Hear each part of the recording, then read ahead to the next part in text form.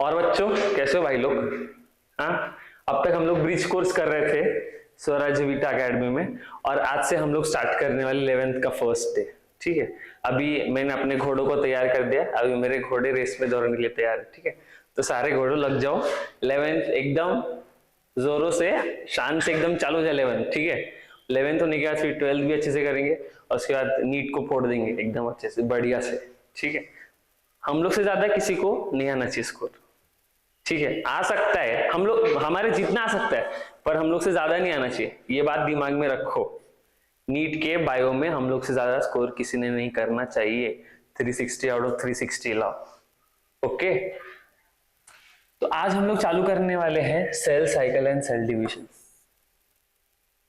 हम लोग ने अब तक बेसिक्स देखे जो ब्रिज कोर्स में, तो उसमें देखा सेल के बारे में थोड़ा थोड़ा बेसिक, क्या होता है, कैसे होता है, क्यों होता है, सेल क्यों होता है, क्या फंक्शन करता है, उसके कौन सा ऑर्गेनल क्या फंक्शन करता है, ये देख लिया। अब हम लोग देखने वाले एक सेल डिवाइड होके कैसे बनता है। जब भी हम लोग पेट में थे, हैं, पेट में होने से पहले क्या था, एक स्पर्म आया था, राजा आया था, रानी को उसने प्रपोज किया, फिर एक क्या बना, जाइगोट। ठीक है, वो जाइगोट जो था वो एक सेल का था। हम लोग जब पेट में थे तो एक सेल का हम लोग थे क्या, जाइगोट। ये जो जाइगोट था क्या चीज से बना था, एक एग और स्पर्म मिलके बना था। ठीक है, तो ये जो जाइगोट था ये एक सेल था। ये है सदियों सदियों पहले की बात, एक सेल के थे तुम, पर आज एक सेल के हो गए। आज इतने बड़े पहलवान भैंसे जैसे हो गए खा खा के, हैं, तो आज एक सेल के नहीं हो तुम लोग, मल्टी सेलुलर हो गए। तो एक सेल से क्या हुआ मालूम, तो मल्टी सेलुलर बने कैसे, तो जो एक सेल था इसने डिवाइड किया, इसने 2 सेल बना, फिर 2 सेल थे उन्होंने फिर डिवाइड किया, फिर उन्होंने 4 सेल बना, 4 सेल ने फिर 8, 8, 16, ऐसे एक्सपोनेंशियली बढ़ते बढ़ते बढ़ते तुम्हारी बॉडी बन गई। ऐसे हुआ तुम्हारा ग्रोथ। तो एक सेल से तुम बोले मल्टी सेलुलर ऑर्गेनिज्म डिवाइड करके।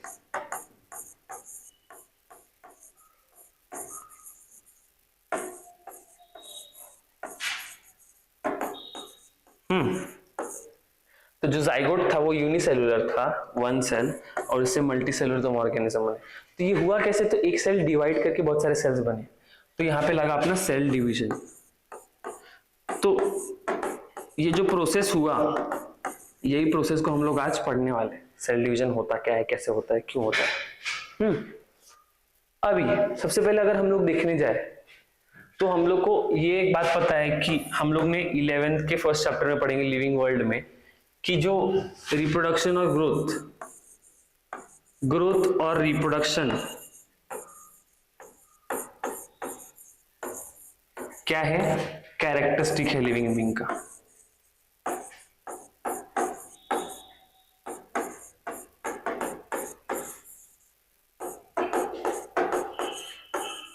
लिविंग बीइंग का क्या कैरेक्टरिस्टिक है, ग्रोथ और रिप्रोडक्शन। बट हम लोग दुनिया में अगर देखने जाए तो एक टाइप का ऑर्गेनिज्म है क्या, नहीं, बहुत सारे टाइप का ऑर्गेनिज्म है। कुछ ऑर्गेनिज्म होते हैं यूनिसेलुलर, कुछ ऑर्गेनिज्म होते हैं मल्टी सेलुलर। तो हम लोग ने देखा कि जो ऑर्गेनिज्म थे ये 2 टाइप के थे, एक यूनी और एक मल्टी। तो जो यूनिसेलुलर ऑर्गेनिज्म था ये एक सेल का बना हुआ था, ठीक है, और ये मल्टी सेलुलर ऑर्गेनिज्म था, ये 2 सेल, ये बहुत सारे सेल से बना था। तो जो यूनिसेलुलर ऑर्गेनिज्म था ये एक सेल का बना हुआ था, जब डिवाइड करके 2 सेल बन रहे, एक सेल से डिवाइड करके 2 सेल बन रहे। ठीक है, तो इन्होंने क्या देखा, ये हम 2 हमारे 2 हो गए, इसके हो गया, पर ये हुआ रिप्रोडक्शन, बट साथ में ये ग्रो भी हो गया। समझ में आ रहा है? तो यूनिसेलुलर ऑर्गेनिज्म में हम लोग ने देखा कि ग्रोथ एंड रिप्रोडक्शन जो था ओवरलैपिंग था। क्या था? ओवरलैपिंग। बट जो मल्टीसेलुलर ऑर्गेनिज्म था इसमें नॉन ओवरलैपिंग।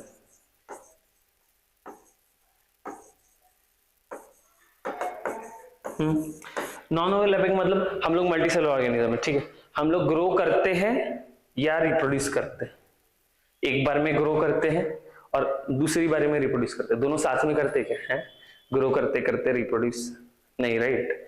ग्रोथ अलग से होता है और रिप्रोडक्शन अलग से होता है, दोनों एक साथ में नहीं होता। ये दोनों एकदम अलग इवेंट्स है इन मल्टीसेलुलर ऑर्गेनिज्म। ठीक है, इतना आपको समझा है?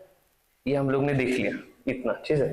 ठीक है, अभी जो हमारा सेल डिवीजन है, जब भी एक सेल डिवाइड होता है तो नेक्स्ट हम लोग क्या देखने वाले, जो सेल डिवाइड होता है उसको एक टाइम लगता है सेल डिवाइड होने को। ठीक है, एक बैक्टीरिया है, उसको थोड़ा टाइम लगा 1 से 2 बनने को, फिर 2 से 4 बनने को थोड़ा टाइम लगा, 4 से 8 बनने को टाइम लगा। समझ में है ना?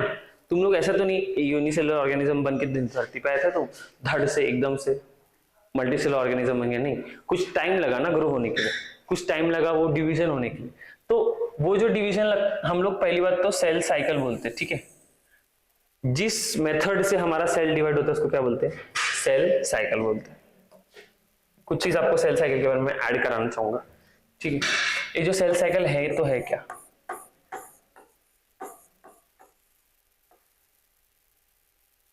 सेल साइकिल एक इवेंट है। ठीक है, हम लोग देखो अभी ये एक सेल है, सेल डिवाइड क्यों हो रही है? डिवाइड हो रही है जिससे कि आदमी ग्रो हो सके। हैं, मैं इत्तू से इत्तू रह जाऊं इसके लिए सेल डिवीजन हो रहा है क्या? नहीं, सेल डिवीजन इसलिए हो रहा है कि मैं इत्तू से इतना बड़ा हो जाऊं, इतना बड़ा हो जाऊं। तो अगर ये सेल डिवाइड होती है, एक न्यूक्लियस से 2 न्यूक्लियस बना देते, एक न्यूक्लियस से 2 न्यूक्लियस बने। ठीक है, इतना बड़ा न्यूक्लियस तो इससे इतने इतने न्यूक्लियस बनेंगे। ठीक है, छोटा छोटा, और इतना बड़ा साइटोप्लाज्म तो इसका, ये हो गया एक सेल डिवीजन। ठीक है, फिर दूसरा सेल डिवीजन, इन दोनों ने वापस से डिवाइड किया तो और छोटा न्यूक्लियस।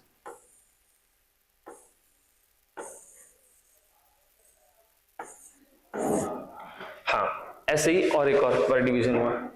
ठीक है,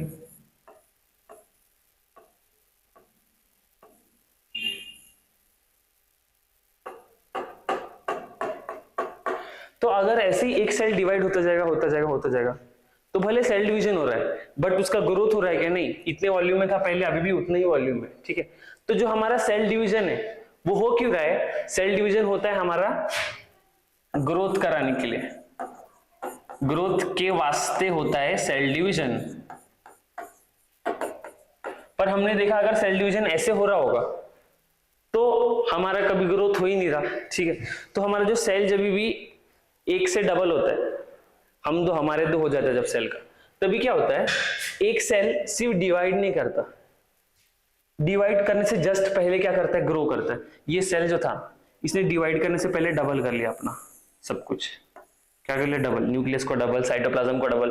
अभी डबल किया तो ये जब 2 सेल बनाएगा तो अब इतने साइज के 2 सेल बनेंगे, इसी साइज के 2 सेल बनेंगे। एक्चुअली इसने क्या किया, डिवाइड करने से पहले ग्रो किया और फिर डिवाइड किया, अभी इसका ग्रोथ हुआ, डबल हो गया साइज। अभी ये दोनों डिवाइड करने से पहले वापस से ग्रो होंगे।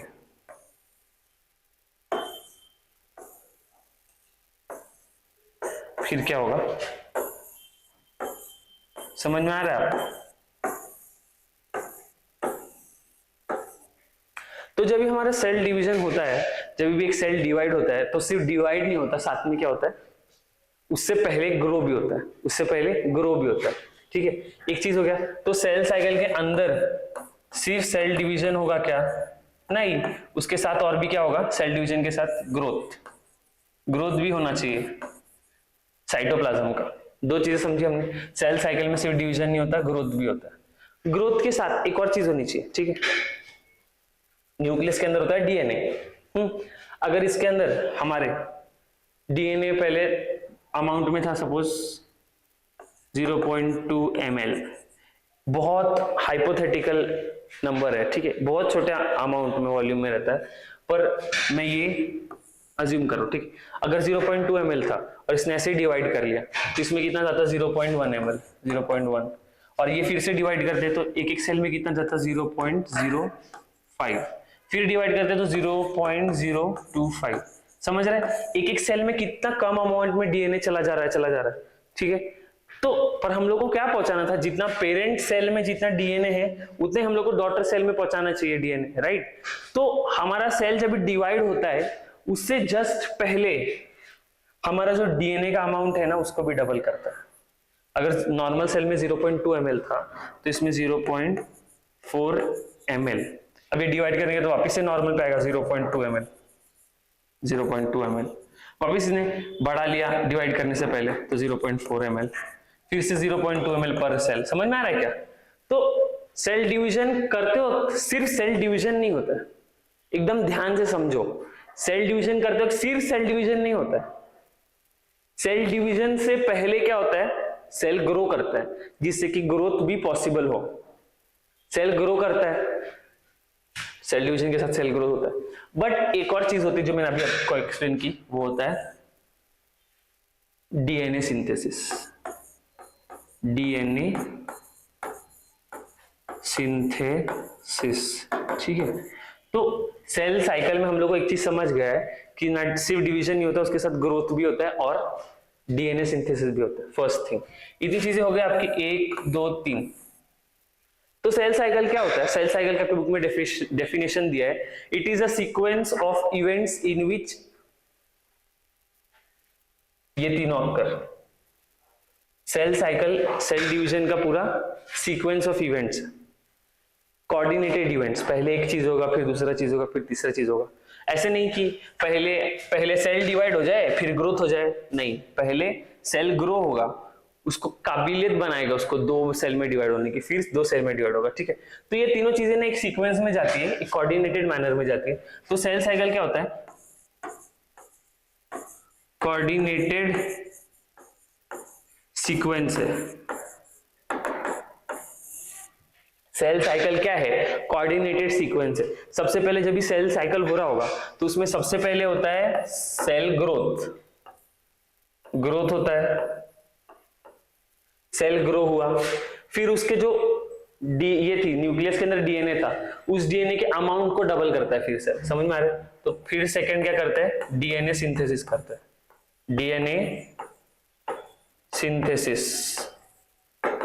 और उसके बाद होता है फिर सबसे लास्ट में, जब इसने सारा तिगड़म लगा लिया, रेडी हो गया कि अब मेरे को सेल डिवाइड करने की है, ठीक है, इसने बोला अब मैं खा पी के एकदम फर्स्ट क्लास हूं, तब ये सेल डिवाइड करता है, ठीक है, जब ये सेल फुल रेडी रहता है, ठीक है। तो इसके बाद सबसे पहले बाद में क्या होगा? फिर डिवीजन। समझ में आ रहा है आपको? तो ये हो गया हमारे सेल साइकिल के बारे में। तो आपको है, हाँ दिया, ठीक है, आपके एनसीईआरटी की प्रिंट है, ठीक है। Cell division is a very important process in all living organism. सारे भी लिविंग ऑर्गेनिज्म में सबसे इंपॉर्टेंट जो प्रोसेस उसका नाम है सेल डिवीजन, क्योंकि सेल डिवीजन नहीं होगा तो ऑर्गेनिज्म ग्रो ही नहीं होगा, जैसे पैदा हुआ था उतना का उतना ही रह जाएगा वो। समझ में आ रहा है? During the division of a cell, एक सेल जब डिवाइड कर रहा होता है तो उस टाइम क्या होता है? मैंने आपको बताया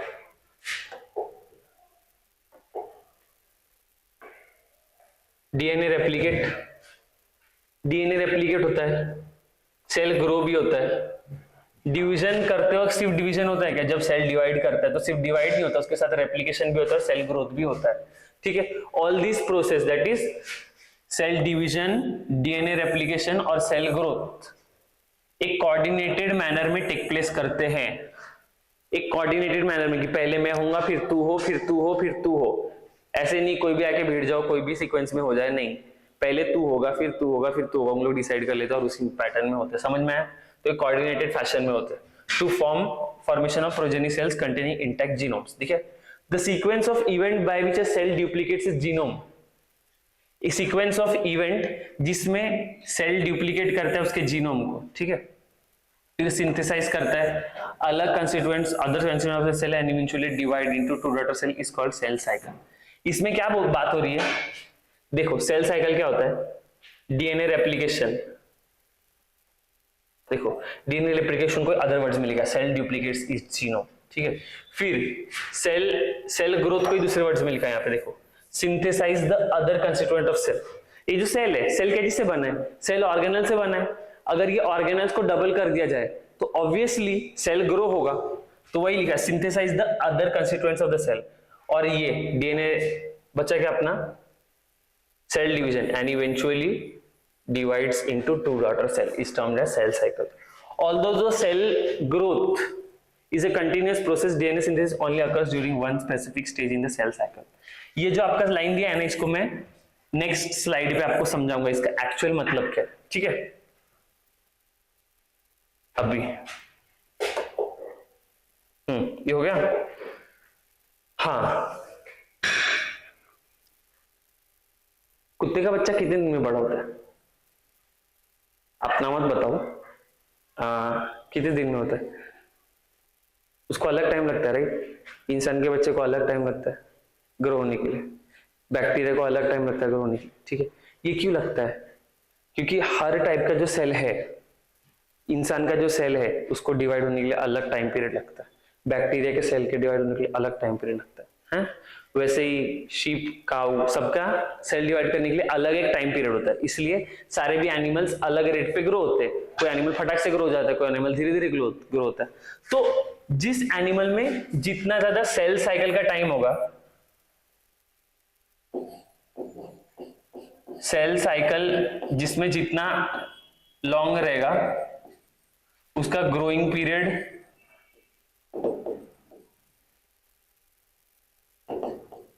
उतना ही स्लो रहेगा। समझ में आ रहा है? जिसका सेल साइकिल जितना लंबा होगा, जो सेल को डिवाइड करने में जितना ज्यादा टाइम लग रहा होगा, वो एनिमल को ग्रो होने में उतना ज्यादा टाइम लगेगा, ठीक है। तो वैसे ही आपकी एनसीईआरटी में दिया गया है, ठीक है।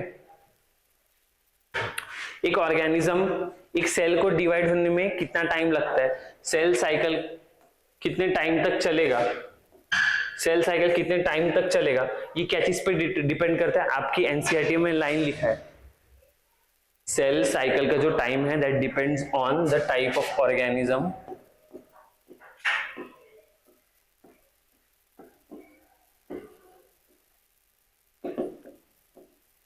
and the type of cell।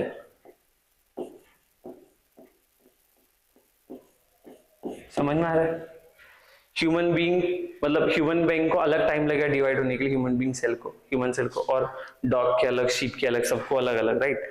But human being को हम लोग ने एक लिया, तो अभी मेरा जो किडनी सेल है सपोज, उसको डिवाइड होने के लिए अलग टाइम लगेगा, मेरे लीवर सेल को डिवाइड होने के लिए अलग टाइम, स्किन को डिवाइड होने के लिए अलग टाइम लगेगा। समझ में आ रहा है?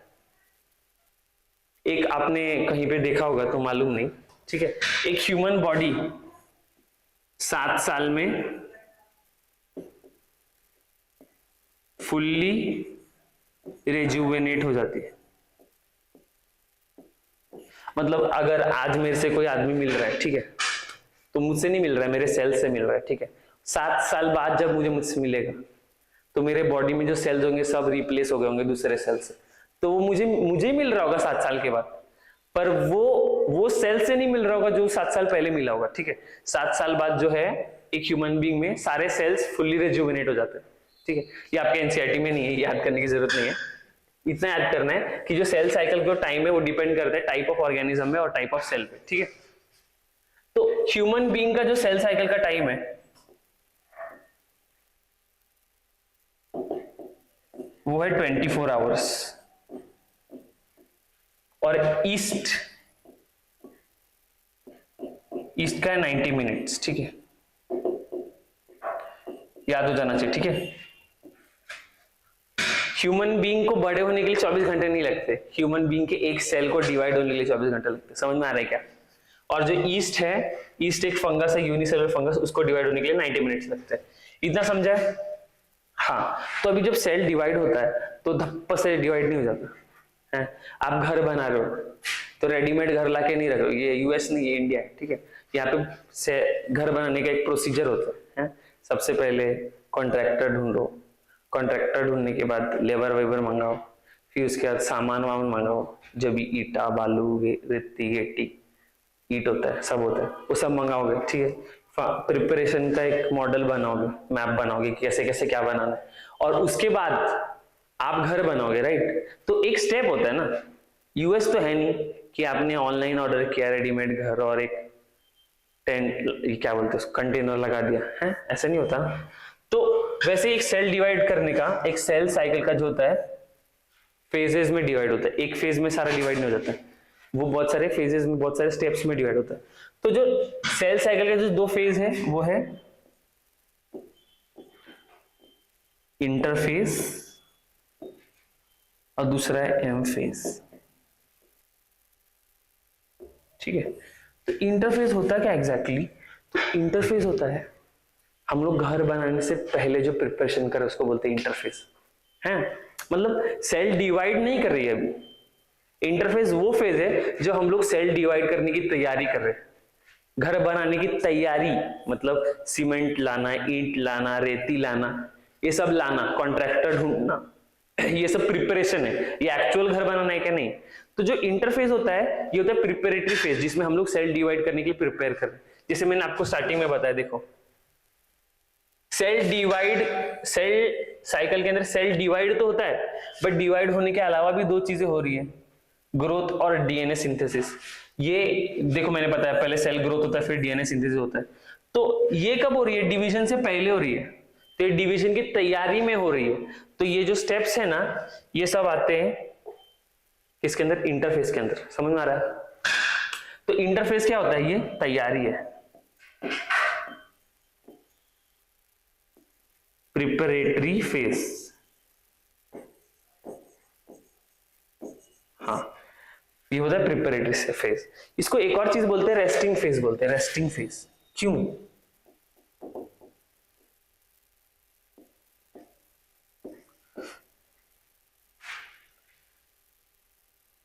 एग्जाम से 2 दिन पहले तक पढ़ते हो आप लोग, ठीक है, मतलब जिन्होंने साल भर पढ़ा है, जो बच्चे एकदम स्कॉलर टॉपर टाइप से हैं, जो कि नहीं है यहाँ पर शायद, तो वो जो बच्चे होते जो साल भर पढ़े थे, वो एग्जाम से 2 दिन पहले एकदम शांत बैठ जाते, सब कुछ दुनियादारी छोड़ के, हैं? बाहर से दिख रहा है कि कुछ प्रिपरेशन कर रहे, नहीं, एकदम शांत, पर दिमाग में उनके एग्जाम के बारे में ही चल रहा है।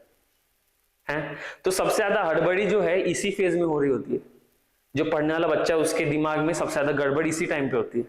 बट लोग क्या बोलते हैं, अरे टाइम पास कर रहा है? टाइम पास नहीं कर रहा होता है वो, उसके दिमाग में कुछ कुछ चल रहा होता है।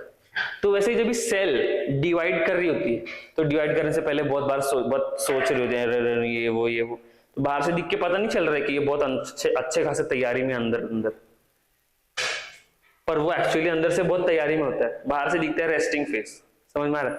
तो जब सेल डिवाइड करने वाला होता है तो अंदर उसकी तैयारी चालू होती है डिवाइड करने की, बट बाहर से जब माइक्रोस्कोप में उसको साइंटिस्ट देखते हैं तो अरे शांत बैठा है, तो कुछ कर नहीं रहा, ऐसा होता है। मतलब सेल के अंदर कुछ मूवमेंट नहीं दिख रही होती, एकदम शांत दिख रहा होता है। इसके लिए इंटरफेज में सेल शांत दिख रहा होता है, इसके लिए इसको क्या बोलते हैं? Resting phase. साइंटिस्ट ने एक और चीज नोटिस करी कि जो एक्चुअल हम लोग एग्जाम तो 3 घंटे देते हैं, बट प्रिपरेशन 2 साल तक करते हैं। वही डिवीजन तो बहुत जल्दी हो जाएगा, बट उसका प्रिपरेशन जो है ना, 95% जो सेल साइकिल का वक्त है, 95% जो वक्त है सेल साइकिल का, वो किस में जाता है? इंटरफेज में। क्या? Consumes 95% of the cell cycle time।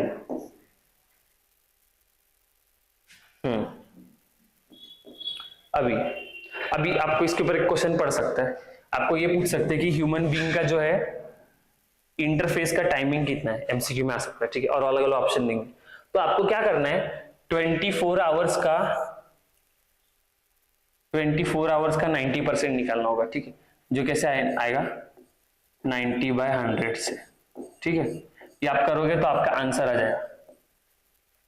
ऐसे ही वो पूछ सकते हैं कि एम ह्यूमन बीइंग के एम फेज का कितना टाइमिंग होता है, तो आप कितना कर दोगे? सॉरी 90 नहीं, 95% ना, तो यहाँ पे 95 डालना, ठीक है। अगर एम फेज का टाइमिंग आपको पूछे तो क्या ऐड करोगे? 24 × 5/100, इससे आ जाएगा आपको कितने आवर्स लगेंगे एम फेज में ह्यूमन बीइंग के सेल में। सिमिलरली आपको ईस्ट के लिए भी क्वेश्चन आ सकता है, तो ईस्ट के लिए इंटरफेस का टाइम कैसे निकालोगे आप? कितना? 90 मिनट्स इंटू 95/100, ये आंसर आपका आएगा मिनट्स में, ये आएगा आवर्स में, ठीक है। वैसे ही 90 × 5/100, ये किसका आंसर आएगा? M phase of yeast in minutes. समझ में आ रहा है? ऐसे आपको बहुत सारे एमसीक्यू आ सकते हैं। तो एक और चीज होती है कि जो हमारा सेल डिवाइड हो रहा होता है, ठीक है, जो सेल कंटिन्यूसली डिवाइड हो रहा है, ठीक है, जो सेल कंटिन्यूसली डिवाइड हो रहा है, पहले उसने प्रिपरेशन किया कि फटाफट फटाफट फटाफट सारे सामान लाए सेल डिवाइड करने का, सब कुछ प्रिपरेशन किया और सेल डिवाइड किया, हो गया फटाक से सेल डिवीजन, 5% टाइम ही लगा उसको, है। फिर वो अगला डिवीजन कंटिन्यूस डिवाइड कर रहा है, एक और बार डिवीजन करेगा तो फिर से डिवाइड करने के लिए तैयारी करेगा, सेल डिवाइड करने की तैयारी कर रहा है, डिवाइड किया नहीं, अभी तैयारी कर रहा है, फिर से उसने 5% टाइम लिया, फिर डिवाइड किया, फिर से क्या लिया उसने 95% टाइम लिया तैयारी करने के लिए, फिर डिवाइड किया। तो ये हम लोग देख सकते हैं जो कंटिन्यूसली डिवाइडिंग सेल्स है उसमें जो इंटरफेस है, जो तैयारी करने का टाइम है, ये दो डिविजन्स के बीच में पड़ रहा है, ठीक है, दो डिविजन्स जो एक्चुअल डिविजन्स के बीच में पड़ रहा है। तो इसके लिए क्या, इसको क्या तुम्हारा एनसीईआरटी में एक लाइन लिखी गई है, it is the phase between two M phases, ठीक है। इंटरफेस क्या है, it is a phase between two M phases, ठीक है। अभी एम फेज क्या है, तो इसको बोलते हैं एक्चुअल डिवीजन का फेज, एक्चुअल डिवीजन। इसमें जो है सेल डिवाइड करने लगता है आराम से अपना, और ये क्या कंज्यूम करता है 5% of the time of division, 5% time, ठीक है। नेक्स्ट इसको क्या बोलेंगे, एम फेज को बोलेंगे it is the phase between to interface, समझ में आ रहा है। सिमिलरली वाइस वर्सा लिख दो इधर, वाइस वर्सा है।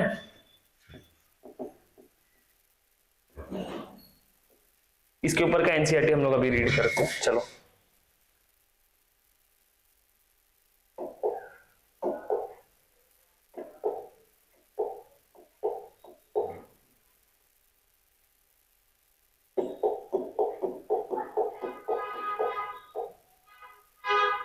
शायद प्रिंट नहीं हुआ है, कोई बात नहीं, हम लोग नेक्स्ट लेक्चर में ये जो अभी पढ़ा है इसका एनसीईआरटी रीड करेंगे। Till then bye, like share and subscribe our channel and please be connected with us, we guarantee you success.